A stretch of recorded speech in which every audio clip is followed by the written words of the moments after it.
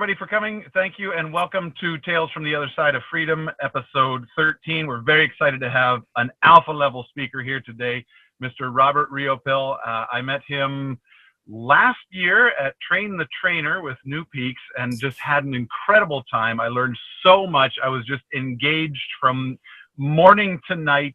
Everything that this man said, I was on the edge of my chair and just loved every second of it. And I am so totally, completely excited to have him here today to share part of his story with us, tell us a little about his new book, Success Left a Clue. And Mr. Riopel, I leave it to you. Would you please give us your tale?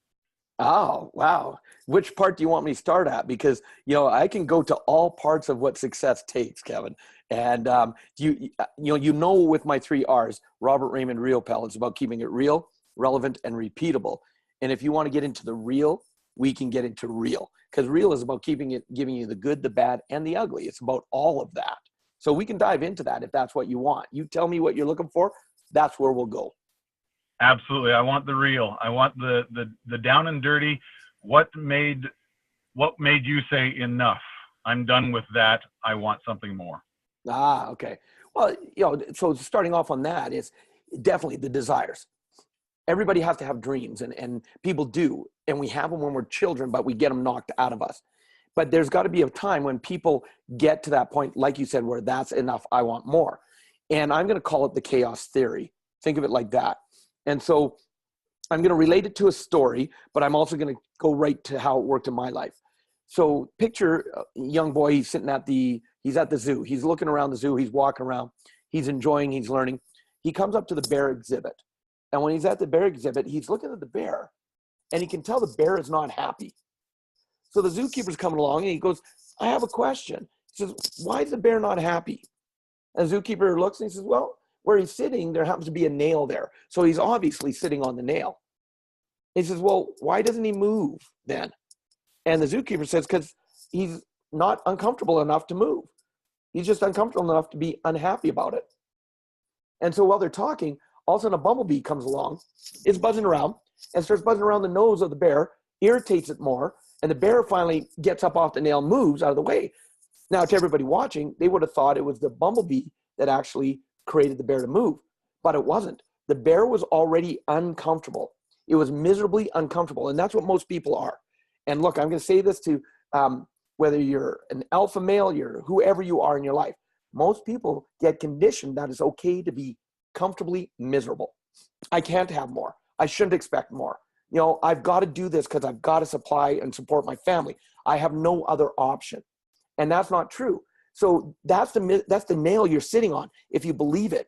But when all of a sudden chaos comes in, which is what the bee was. The bee was just a little extra chaos that added to what was going on already in the bear's life, that combined, that got the bear to move.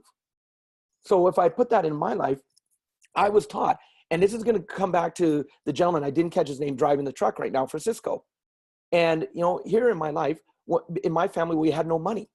We were poor, and our conditioning, you get the highest paying job. Whether you enjoy it or not, you go for the highest income job you can get. So that's what I started doing. And I'm taught to work hard and stay loyal, and I do that as well. But I'm looking for a high paying job. What's going to give me the most money? And I end up, after 3 jobs, I'm working at a door factory. I'm inside, I start on quality control. I get the doors at the end of the assembly line, touching them up, make sure they're good. And it's okay, but I'm setting my goal on, I want to be my own general manager. So I get promoted into helping with the shipping receiving department. From there, I get into working on inside sales. I'm on my way, I'm part of management, but I hate it. I was having more fun in the factory. I hated the inside sales, but I was making better money. So my condition was there. I was comfortably freaking miserable. Chaos decided to come along and shut the factory down. I'd started there when they opened 2 years earlier, but the factory wasn't making money. So the big corporation said, we're shutting it down. All of a sudden I got no job. And here in Alberta, where I live, we go through our oil booms, we go through our oil busts. 89, we're in the middle of an oil bust, there's no work. So I do what I'm taught to do. I go out and look for that job. I can't find a real job. And I start, because I am conditioned to do whatever it takes to take care of my family. I'm newly married. I go and I decide to start delivering pizzas till I find that real job. and I started delivering pizzas for Domino's Pizza. You've heard that story before. I actually started making more money than I'd been making at my real job, and I was actually having more fun. I was getting to meet people, listen to music, drive around, have a blast. And from there, I went to becoming a manager, franchisee, and and in that moment, I instilled the belief, always do so. If I don't enjoy doing what I'm doing something else, plain and simple. And so I want to have that, and I've been many times uncomfortable, miserable, and it took a little chaos to get me to the next step. And that's the reality of it. Success takes work. It doesn't just come to you. But most people are working harder, freaking staying broke, than if they were actually to work towards a success. So my question then to people is, what is it you enjoy? Find your passion, do what you love, and find a way to make money on it. Is it going to be harder to do it? Possibly. But if it's something you're passionate about, you're going to have more fun doing it, if that makes sense. Absolutely. How do people, if they don't know what their passion is, how do they find that passion? Oh, they just look at what do you enjoy in life? Look, there's clues all around you. You know that. There's clues all around you. We just ignore them. I like playing guitar. Yeah, but starving artist, you'll never make money at it. But you know that's what you enjoy. So how do you incorporate that? Sometimes, and I'm going to put it like this, Kevin, sometimes it takes courage. It takes courage to actually say, this is what I'm passionate about, so this is what I'm going towards. Yeah, but I've got a family to take care of. I'm not saying just quit something all at once and jump full into what it is you're passionate about, but start tapping into it. Start living it on a part-time, bit-by-bit basis. Start creating an income so that then when you replace your full-time income, especially if it's something you're not enjoying, you do it step by step. But you've got to have that courage to keep moving in the direction you want to move towards. Awesome. And tell us about this book that you have behind you, Success Left a Clue. What brought this particular book into being? It was that journey. It was when I first found personal development, which was back in 2001. I'd heard of it. I'd heard of Tony Robbins. My brother-in-law had his cassette tapes. I won't even say VHS because we had that as well. But I wouldn't listen to it. I didn't look at it. And chaos brought me into personal development. I'm $150,000 in debt. I wasn't enjoying my Domino's pizzas anymore. We had been franchisees for 8 years by that time, and we weren't enjoying it. So we weren't spending as much time in the store, which meant we were starting to lose money. We were going deeper and deeper in debt, getting more frustrated. And all of a sudden, out of the blue, because we thought we were going to go into another franchise, we had visited a franchise show here in Calgary, didn't see anything we enjoyed, but someone sent us tickets to an evening called the Millionaire Mind Evening. We showed up because it had a $39 value. And this is something, I totally agree on that. And I'm glad we're seeing some shifts in things. And I'm glad that you do this. Just giving something for free, people don't appreciate it. They've got to have skin in the game. The only reason we showed up that night is because it had a $39 value to it. And thank goodness my mindset wouldn't let me waste that money. That evening changed my life because all of a sudden from there, we paid $600 to go to the weekend. Now, look, let's put this into perspective. I was just in Singapore last weekend, just over a week ago, teaching the Millionaire Mind Intensive. And there's still a country it's our 10th anniversary there. They had 4,000 people registered. They're expecting 800. That's what they're expecting because almost all of them were free tickets. We know how the numbers work. And so 4,000 registered saying they're going to be there, 800 expected. We ended up with just under 200 that actually showed up. See, people are conditioned to not appreciate what they're not having to work for, put the skin in the game, actually go towards. And so one of the things I learned in my Domino's that I'll carry today is I'm not going to discount my services. Some people go, well, Robert, I can get another trainer for cheaper. Great. Have at it. Well, why don't you just discount your price? Because I'm worth it. And the moment I start discounting it, then they discount it. And then that brings the value down. And so that's the key. So I know you wanted to say something there. Yeah, I was going to say, because a lot of the gentlemen in the Effortless Alphas are starting their own businesses. How do they, if they don't know what their own worth is, how do they find that? Test. test, test, test. You look at what's going on around you, you look at your competition around you, you see what's normal in the market for what it is you want to do. And entering, if you're new, I would go a little bit cheaper, but then you make sure you deliver the value. And so that then you slowly start raising it. And I'll use an example of Tom Monahan. So Kevin, do you know who Tom Monahan is? Do you recognize that name? He was the founder of Domino's Pizza. Ah, there you go. So him and his brother, the only reason they ever bought a pizza store was actually pay their way through university in the University of Michigan. And so they bought this store. It was paying their way through. His brother decided he didn't want to be in the pizza business. So for a Volkswagen Beetle, Tom Monahan bought his half of the company. He started buying some more stores. They got up to 3 stores. They were called Dominic's at the time. And when they got to 3 stores, a sugar company, Dominic Sugar, sued them over the name, that they couldn't use it anymore. They ended up fighting it in a battle. They lost, so they had to change the name. So they sat down, they got all their team together, and they said, look, and this is the journey for anybody going into business. You got to be willing to go with the flow.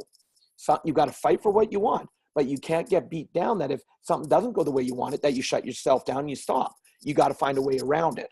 So from that, all of a sudden he sat his team down and said, we've got to change our name. What are we going to change it to? And they decided to change it to, one of the drivers said, hey, why not call it Domino's? It's close to Dominic's. We can use a domino as our logo. We've got 3 stores, so let's put a dot on each one, and for each one. And every time a new store opens, let's add a dot to the domino. Now, thank goodness they didn't do that, because by the time I was a franchisee, they had 6,000 stores around the world. They became the fastest growing pizza delivery company. And so now Tom Monahan, when he sold the company, he sold 93% of it. He kept 7, 93% of it to Bain Capital for $1.1 billion. And one of the lessons I got from him was, in owning his value, is he said one of the greatest days in his whole career is because he paid himself like $1,000 a month. That was it. That was his payroll to run this multi-million-dollar company at the time.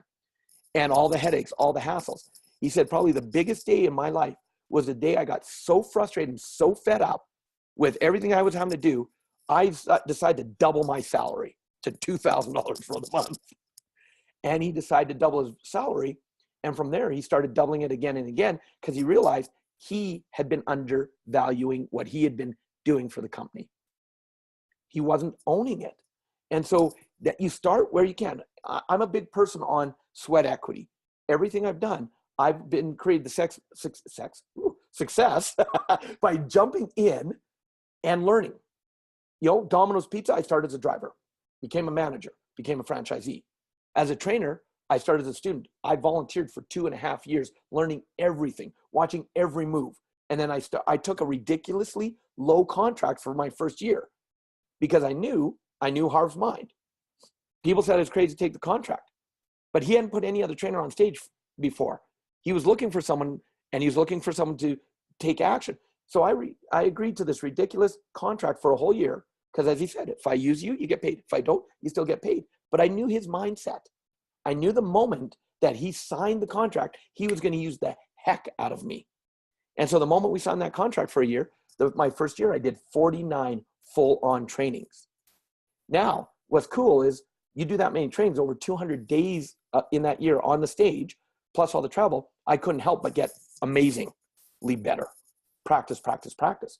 So everything that I teach people about what it takes to create that success, that's exactly what I've put into this book. I've learned from my journey of doing this, there's 6 very distinct steps to create the life that you want. And if you follow it, and it's not just the theory behind it, I give you, it's actually like a workbook. And this is what I've been telling people. It's not just something you're going to read. Every time when I talk about one of the steps, there's an action step, something you have to do before you read any more in the book. So it's actually a workbook that walks you through step by step by step by step to creating your dream to reality. And it's based on my journey, because I've learned a lot of things that worked, a lot of things that didn't work, and a lot of adjustments that had to be made along the way. And that's what you want to do in business. 3 critical questions right there, Kevin. Every time you do something, time you accomplish something, whether it's by yourself or with a team, you sit down and you say, now, what worked? What didn't work? And what am I going to do different? And when you ask those 3 questions and you keep moving forward, you're going to go towards a success as long as you put that effort in. As you were building your training persona, your training business, did you have to be someone different coming from the pizza background? I mean, what had to change within you to not only become a better trainer, but maybe a better businessman as well? The constant learning, never stopping learning. Even today, I'm always learning. In this past year, I've spent 26 days as a student in the audience of other trainings. I will never quit learning. And so, yeah, on that transition from pizza to trainer, it was 2.5 years in between where I was doing a lot of volunteering. I was watching, I learned the system. And when I started in the system, I modeled Harv very, very closely. You know, one of the original AV people, she said to me, she said, Robert, I've got a nickname for you. I said, what's that? She goes, I'm going to call you Harvbert. She said, because when I close my eyes, I think it's him on stage. You've got his voice tones, his mannerisms, everything. You've matched him to a T. And it actually took me a year to put me into the system. So one of the clues I give people in my book is I say, you know, follow the systems. If you're going to reinvent the wheel, do it later. Meaning, and this is where a lot of people, especially alpha males, they want to reinvent the wheel quick. I'll do it my way. I'll outsmart the system. And then that's one of the reasons they struggle more. So what I say is you find a good system, you follow the system, get the success. Once you have the success, then if you want to reinvent the wheel, go ahead, because at least now you have the success. Instead of looking at the system going, I'll do it better, and wondering why you're struggling trying to get that success. Does that make sense? Absolutely. That was a lesson that I've been learning the hard way for quite some time now. A lot of people do. And yeah. And as always, gentlemen, if you do have a question, please, for Robert, please message me personally, so that way we're not clogging up the airwaves here. What kind of clues should we be looking for? Own your greatness is one. And I'm not talking in an ego way. I'm talking in an authentic. Understand, and it says, you know, Les Brown, Mamie Brown's baby boy, Les Brown, you got to be hungry. As he says, you have greatness in you. And people don't acknowledge that greatness in themselves. So one of the clues I tell people all the time is, you know, own your greatness. Be more gentle with yourself is another one of my clues. Because Kevin, you know, if a best friend treated us the way we treat ourselves, they wouldn't be our friend for very long. Yet we take it from ourselves. We get so hard on ourselves. So be gentle with yourself. Know you're going to make mistakes. And I love one of Harv's, one of my favorite quotes from Harv. Especially if someone's looking at getting into business, every master was once a disaster. So you've witnessed me on stage today, where I'm at today. But I can tell you, no, was I always like that on stage? Was I always that confident? Was I always that able to take any situation, turn it into a lesson, spin it, roll it with it? No, I had to learn it by doing it. I went through my disaster stage. And you know what they say, science shows, to become a master at something, you've got to do it 10,000 times or put 10,000 hours into it. So by understanding that you're not going to be perfect when you start, you're perfectly imperfect. And think of it that way. And that's why, again, those 3 questions come in. What worked, what didn't work, what do I do different? But keep moving forward, because success comes one step at a time. Surround yourself with amazing people. One of the cool things about this group that you've got here is they are like-minded people that want greater things in their life.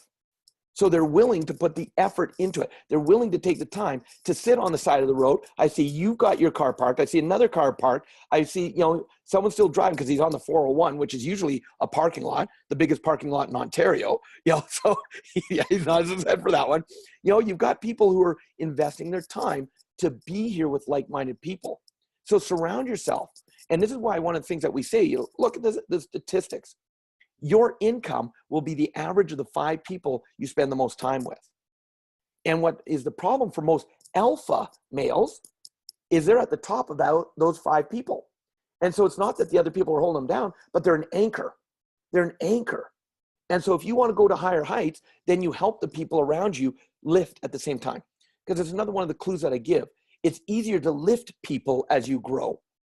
When you're lifting them, you're able to use leverage to pull them up instead of trying to sit there from below and push them up to success. And I'll tell you what, the lifting is a much better view than the having to push from their behind or below them.